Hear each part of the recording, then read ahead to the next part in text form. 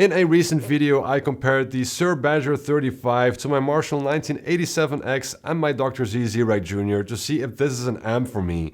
And today I will do a little follow-up on that video. To keep things consistent, I will use the same format and a lot of the same riffs. If you haven't seen that first video, you can check it out here, but my biggest takeaway of that initial comparison was that the Suhr Badger 35 has a lot more low end than my other amps, while it lacks that cutting mid-range. Despite that, I thought it was a cool amp, but I wanted to try if I could get the EQ a bit more in my wheelhouse. So today's video will feature the JHS Haunting Mids as a guest together with a King of Tone style overdrive. Just like last week, I'll let you hear the recorded audio with some information on screen to describe what you're hearing. And at the end, I will share my thoughts. So here's the Suhr Badger 35 with some pedals and the Dr. Z and Marshall without pedals.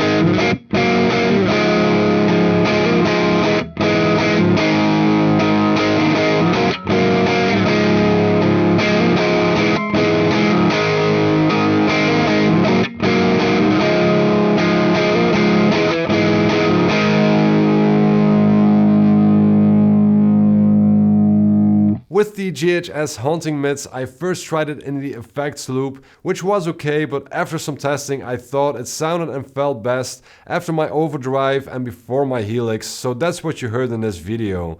And although I think it does a good job at shaping your mids, in this case I still think there is something artificial about it. Using the King of Tone clone felt and sounded a bit more organic to me. It cuts some bass, adds a bit of mid-range and it gives some boost, the latter of which I also had the JHS Haunting Mids do. But it still has a lot more low end than my other amps do, even with the bass knob still turned all the way off, but I think I got a bit closer than my original comparison. After I tried the amp at band rehearsal and even with these tools at my disposal, it very quickly became clear that this just isn't the amp for me. I'm used to an amp with a more aggressive mid-range and this amp was just way too polite for me. And don't get me wrong, this is a great amp, I'm just the wrong guitar player for it. Just like the JHS Haunting Mids is a cool pedal, this just wasn't the right application for it to shine. So that's the end of my Suhr Badger 35 adventure as I've put it up for sale. And these two videos might have been a bit of a departure of what I normally do on this channel and might have been a bit more of a niche. But let me know what you think in the comments down below. Thank you very much for watching. Please like, subscribe, hit the bell icon, and I'll see you next time.